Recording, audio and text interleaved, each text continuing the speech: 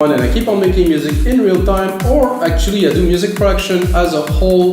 I do actually compose, I arrange, mix, and then today I'm gonna master a track that I made in previous episode 234. The template's online right now on the site from magnetsmusic.com, of course.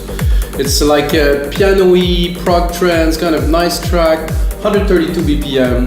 And I finished the production. First I composed it, then I mixed and arrange it, and now I'm gonna master it, guys. And I think I have to talk to you guys a little bit more about the mastering process, because I think it's a very important thing that I took on very early when I started music production in the early 2000s, really.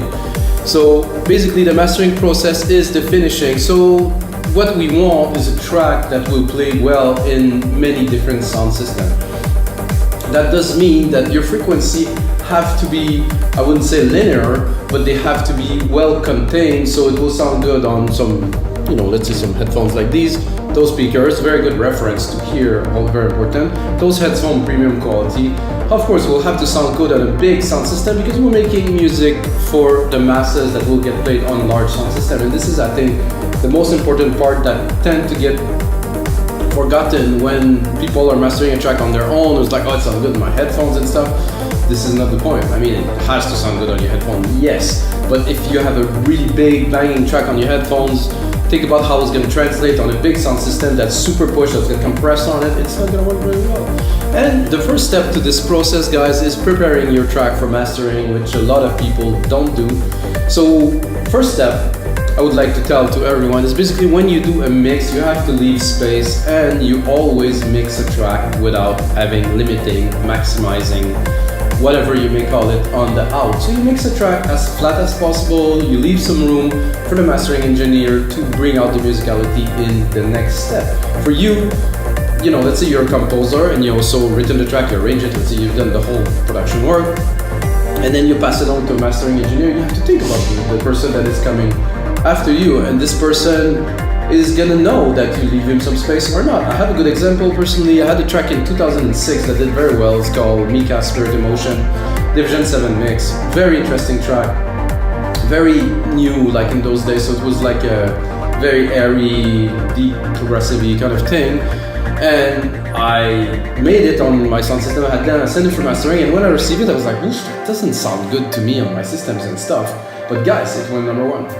Everybody loved it. It got played everywhere around the world. It was a very innovative track, but the way I mixed it was terrible. And the mastering engineer did not get back to me. He just fixed it, the way he could. And this was a good lesson to be learned, because when I listened to it, I was like, oh man, this is bad. But everybody else that listened to it on the Resonant Vibes back then and Beatport, wow, they love it. This was a smashing hit. So this is a thing to understand, that you really have to mix. And if you do mastering with someone, you use a mastering engineer, you have to listen to his feedback. So take his feedback on board. If he's like, well, your kick is way too strong, your kick's underpowered, your lows are muddy or something, take his feedback on board, correct the mix, send it back. He's going to be able to do an amazing job. And if you work with a mastering engineer who doesn't give you any feedback, well, maybe your track was right, or maybe you should work with another mastering engineer. By the way, guys, I do mastering. I think I charge 30 euros on the website, so if you want to get mastering done. Now I have this studio here. I'm preparing something else, of course, but for today I will do the mastering in my headphones, and I'll just give you, two little tips about the start. I will do more sessions about mastering where I will give more in-depth tricks about how to prepare a track, but the most basic, most important thing, don't compress. Don't put compression. Don't put limiting on the main out. Mix flat. Mix like a track. Like it doesn't. If you're able to mix a track flat and it sounds good, that means the next step will make it sound amazing. If you're able to mix a track with a lot of stuff like Sound Goodizer in FL Studio and you think it's good, this is a beginner's mistake. So try to do it the other way. Anyway, guys, we have a track to master, and it is a prog trance track. You can see I pull out the plugins here. I use Waves mainly. I have UAD, but I do not use UAD very much these days for the process. I would have to redo my mastering chain, and anyway. So basically I start here. I have a REQ just here, which I usually filter the low end. Like I just do a very steep cut of the low end. Let's say around 21, just 20 or 21K, just to say that I trim the bottom, and just let's have a bit of a listen to the track. So it is flat. You can see it's not maximized, it's not overly blown. I still have what 5, 6 dB on average, a bit more. So let's listen to this here.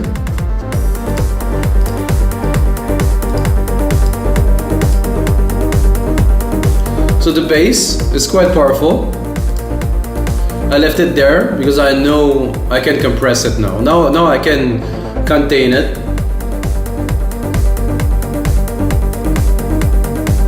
Mid-lows are rich and present. There's a nice little top end thing there, and then I think the piano will come in there.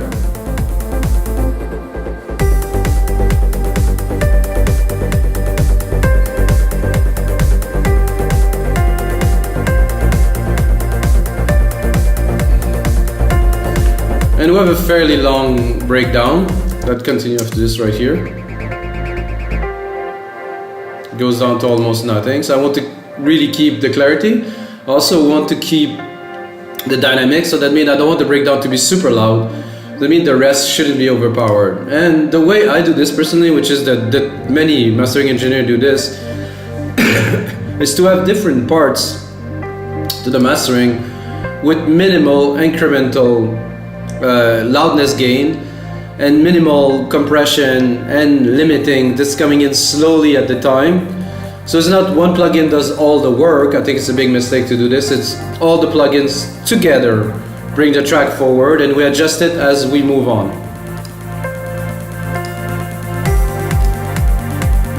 So we'll come back here.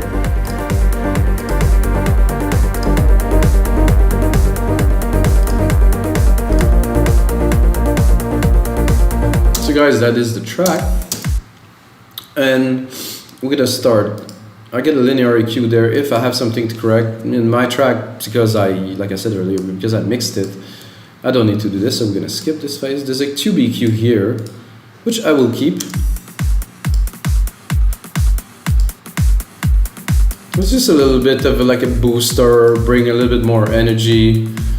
And the lows, you know, it just brings a little bit of analog in the digital we have, which is most of the time too clean.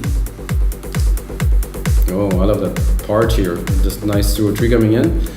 So I usually start, guys, with a limiter just to trim the top. So what I want to do now is just to trim what's really at the top to be able to, after this, apply some compression properly. So if we go in the main part here, could give it a bit more. So with. So another important thing, guys, in those episodes, I leave the master untouched as much as I can. So at first you will hear it less, and as I progress to the chain, you're gonna see it's gonna get louder. So at the end, you will really see the difference between the start and the end. I do have to somehow sidechain my voice to the program so you can hear my voice properly. But other than that, I try to really leave it flat so you can hear the result. And of course, you can get this mastering chain on the site, replica.com. We have plenty of mastering chains, as a matter of fact.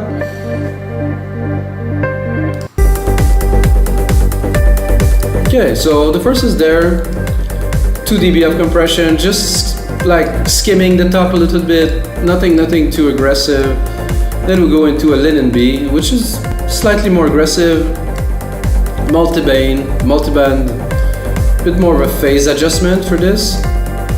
It does compress, it does contain the top, as you can see, without.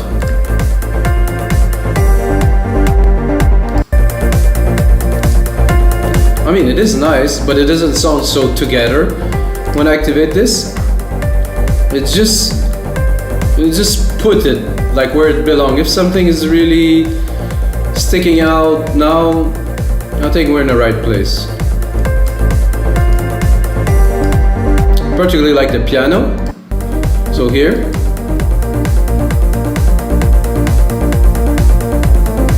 Very full. I really like the mid-lows of this and the low. So I'm barely touching the low end here. I think I will even do a bit less. So I'm barely touching the lows. Very nice. Then We have an API 2500. This is for the character of the low end that I use, so turn it on. Very little. I would say 2 dB max. Less. Oh, am I doing that backward? Okay. So that for me add some body to the track. So without. It does contain everything. It's just a compressor, of course, so this is its job to put everything together, but it does, you know, put everything together and give it like a nice gel, a nice glue consistency. And I know that I can hear in those headphones, which are very good, is the ISN that Audio Technica does, that the kick in the big sound system will be like doo, doo, doo, doo, doo, doo, doo, doo, doo. You can really feel it. Without, it's there, but it doesn't have this thickness, you know, that we're looking for dense music. I have a console EQ that I might or might not use. Let's turn it on. It's hot and bright. Put the top end, boost the lows. I cannot say I don't like it. I think the top is a bit too intense, so we'll bring it down. Bring it back from the start here. Without. No, I do like the mid gain here. Very nice. 7.2, 7,200. And here 2 dB of gain. The lows at 60, we have 1.4. Very good, very nice. Without. No, I like this. This is just a little touch. Then I have a center, which I do not always use. It depends on the track. I want to hear it on the piano here.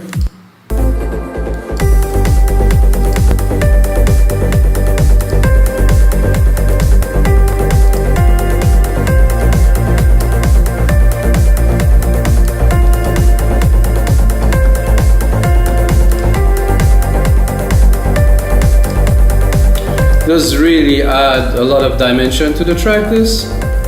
I'll drop the master a little bit because I'm a little bit in the red there. Without.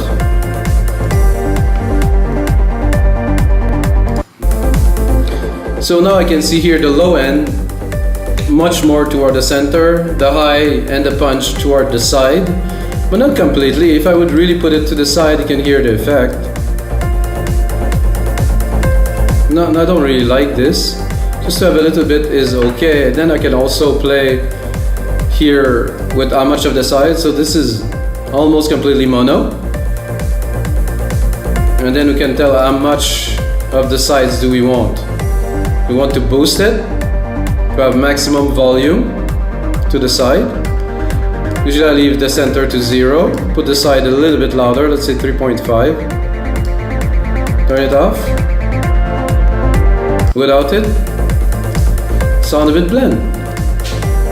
I do not use this always. This is, and then I have a Kramer tape, which I don't use most of the time. This is just a warmer to say if it would be, let's say, a very digital track, you know, without processing, maybe sample based that I have to work on, and I want to bring a bit more richness. I always use this. At this case, it's warm already. You can hear it.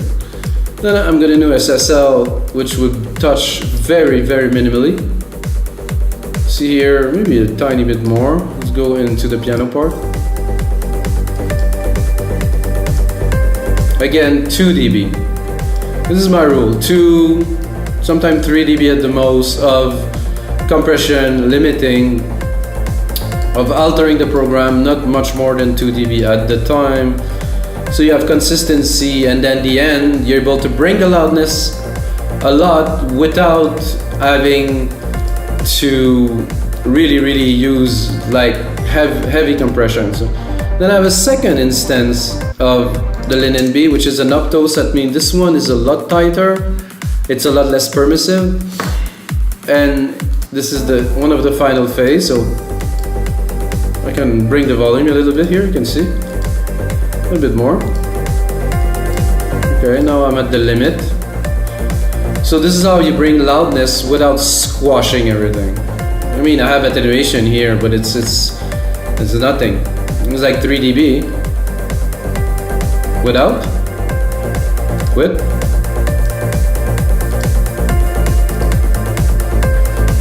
And for the final phase of this mastering, of course, L316, which I will balance. So how to use L316 is simple. First you read the instruction. I think it's the best way to go. Then once you read the instruction, you're gonna do this. You turn it on, and you have this bar here, and you bring the threshold and outsetting down at the same time. Once you start losing signal, which is about here, you went too far. So then you go back up, and then you're like, okay, I have some compression. This is good here. Then you can go here in your multimeter to see the result. We're at minus 13 here, but we have the outsetting to bring up here, boom.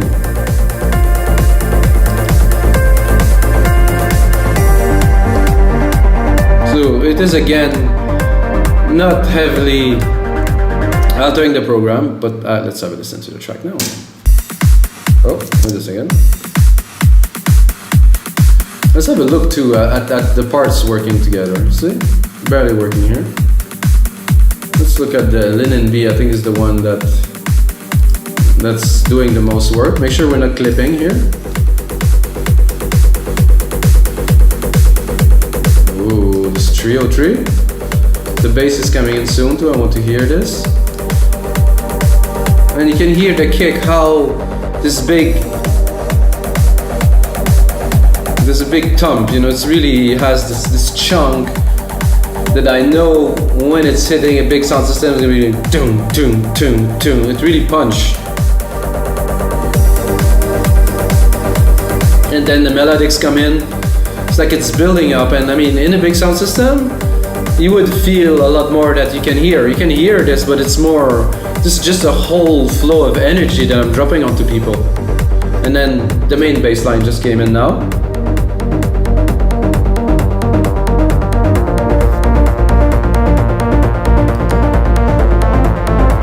Again,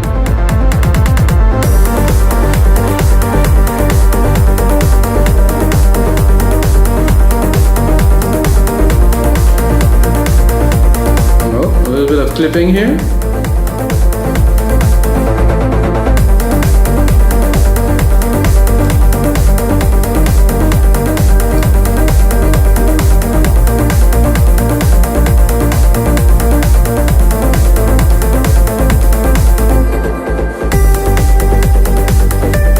Piano is still super airy, big room.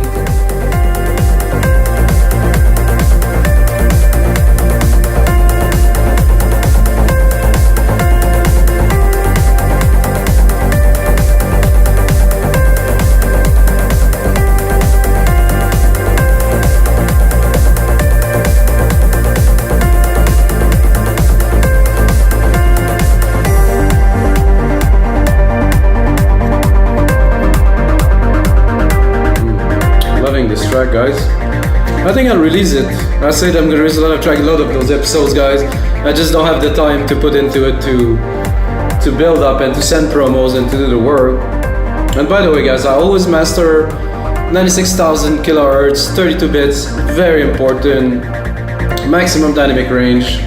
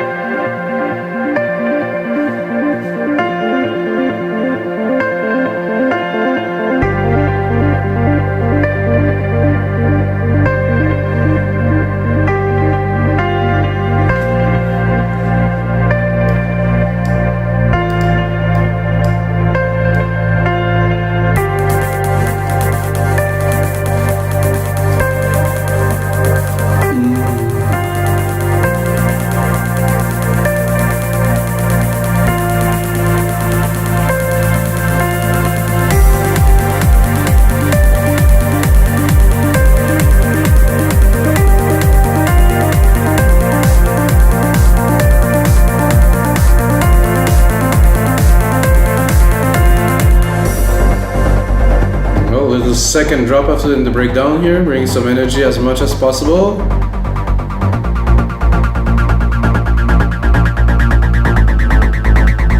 I would really see a singer on top of that, would work very well.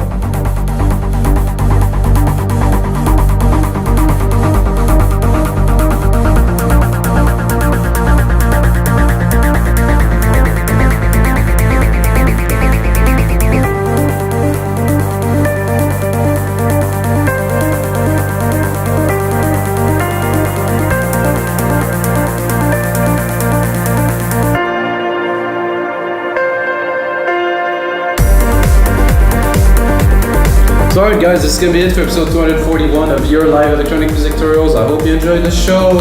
Check out the other 240. I do mastering, I do mixing, I compose techno, trance, prog, breakbeats. I make music for over 20 years guys, and sharing with you is what I do. And until next time, may the sounds be with you.